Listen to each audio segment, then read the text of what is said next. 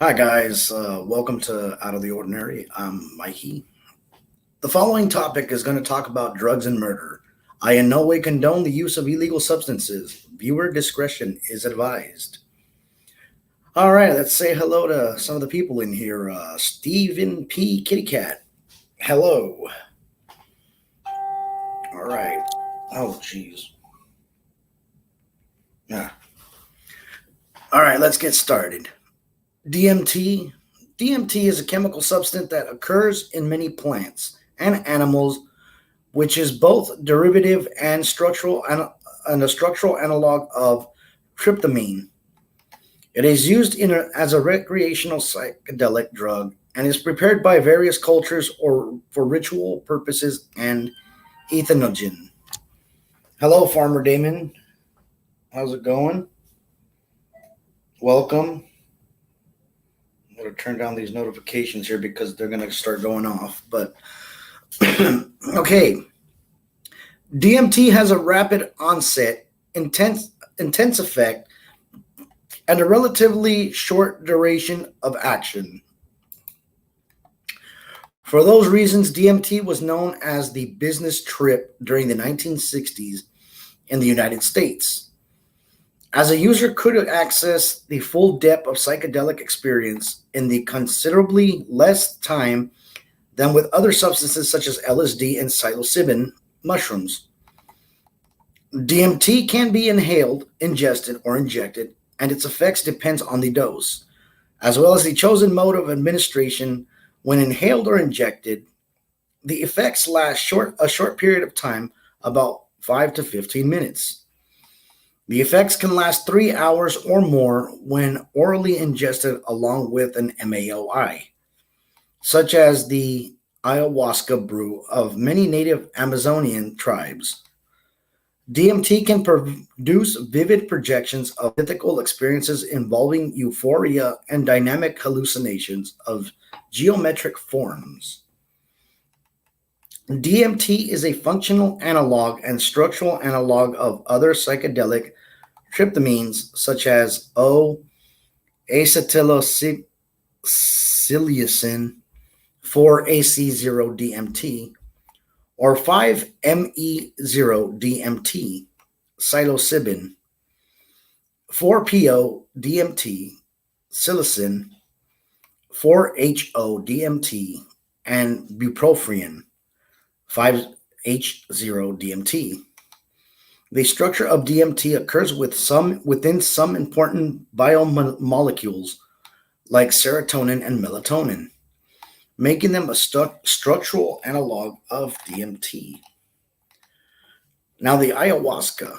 The ayahuasca is a South American psychoactive brew as a traditional spiritual medicine in ceremonies among the indigenous peoples of the Amazon basin. It is an ethogenic, entheogenic brew commonly made out of brain stereophysis capi vine. Sorry, they have some big words here that I don't spell. And the Psychotria virids shrub or a substitute, and possibly other ingredients, although a chemically similar preparation, sometimes called pharmahuasca, can be prepared using DMT and pharmaceutical MAOIs, such as isocarboxazid B or CAPI contains severe alkaloids that act as MAOIs, which are required for DMT to be orally active. The other required ingredient in the plant contains the primary psychoactive DMT. This is usually the shrub P. viridis, but Diploteres cabrina may be used as a substitute. Other plant ingredients often occasionally used in the products of ayahuasca include Justina pectoralis, one of brew magnesia, especially brew magnesia in signs the brew magnesia versicolor or hybrid breed, or Datra species, and Mapacho Nicotiana rustica. One person in particular that came up on the subject of ayahuasca was a man by the name of Sebastian Woodruff. And I'll be briefly explaining who he was and what ties he had to this herb, plant, or root. So who was Sebastian Woodruff? Sebastian Paul Woodruff, born October 26, 1976, was a native of British Columbia, Canada.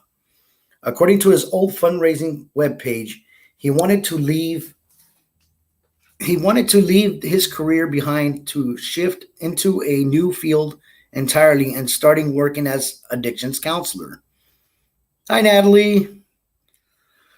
After a relative of his struggle with alcohol abuse in the fall of 2014, he started going to school again and traveled to Peru to learn all that there was to know about healing and addiction. He chose South America for his own purposes as well, to find enlightenment and to gain knowledge about ayahuasca. According to his friends and family, Sebastian loved the outdoors and was a seeker who was looking for some spirituality. And thus his fascination with ayahuasca, a plant-based hallucinogen, wasn't that strange. Between his education and trips to Peru to earn money, he picked up random jobs like those in construction, tree planting, and sea urchin diver. However, after a while, his nature changed, and he started feeling down. Just as the thought of leaving Peru to go back to Canada in 2017, things really began spiraling as apparently in a cafe at Pucallapa, Peru, he asked the stranger for a gun. So we get into how did Sebastian Woodruff die. In 2018, there was a brief period of time where Sebastian went back to British Columbia, but he returned to Peru soon after to do some soul searching and get some peace of mind. Hey, we got Calvin in the house. What's up, Calvin? By that time, his friends and family had started suspecting some serious mental health issues. In March, he rented a room in Peru and decided to buy a gun. He got a hold of a 9mm Taurus pistol, and that's when everything went wrong. In the days that followed, he rented a motorcycle, shifted to another room, and went to the police complaining that he had been robbed and had lost his passport. Then, on the morning of April 19th, he left the room telling the landlord's son that he was going to take some ayahuasca and never return. He apparently arrived at the Victoria Garcia outside Olivia Arevallo's house just before midday and shouted for Julian to come out before firing a shot in the air. Some reports say that Olivia stepped out of the house to confront him about the shot, and in a rage, he pointed the gun and fired twice before trying to flee. A little bit. Welcome. The locals witnesses also said that he had demanded the healing chant from her before killing her. It was they who decided to take matters into their own hands. Olivia was their leader and healer, so her death had to be avenged. Therefore, they grabbed Sebastian from his motorcycle, beat him up, took a rope, and lynched him in public. Those people who did so allegedly told the audience that if anybody reported his death, they met the same end. But that changed when a phone video of the lynching ended up on the news anyways. It is not entirely clear exactly what happened in the moments before Olivia's death or why it occurred, but at the end, when Sebastian's buried body was found, forensics testing confirmed that he had pulled the trigger. So now we go into who killed Sebastian Woodruff, I mean. Wolf. The four men who have been connected to Sebastian's murder, Fidel Arevalo Moray, Nicolas Moray Gumares, River Gilberto Rojas, and Jose Ramirez Rodriguez. Jose was the mayor of Victoria Garcia at the time. As of mid 2019, neither of them have been arrested. Although they were identified in just a short while, they have hidden themselves by merging well into their flock and in Peruvian Amazon. And so the authorities are yet to catch and charge them. Where are the four men responsible for Sebastian's murder? Are they even still around? Remember, playing with psychoactive drugs has its consequences, and I am in no way recommending the use of these. It could cause serious injuries or even death. And well, that's my show for today. It was a short one this time. Don't forget to follow and like Psycho Bunny Death Cult, Psycho Mansion 13, PBDC TV, and Roots Bleed Red. The show has been brought to you by viewers like you. Thank you. Thank you, Odd Mother, Cemetery Joe, Liz, and Frank for letting me be a part of this family. Liz and Frank, thank you for helping me produce the show. You guys kick ass. Thank you for tuning in to Out of the Ordinary. This is Mikey saying good night.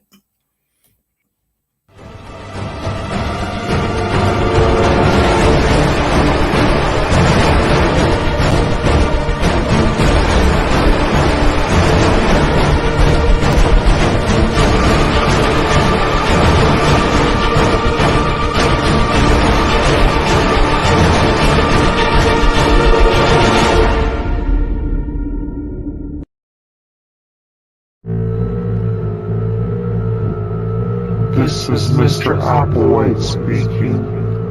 Do not attempt to adjust your device. There is nothing wrong with it. I am here to deliver a message.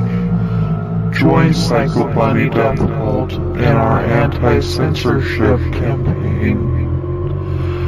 Free your mind. Free your head.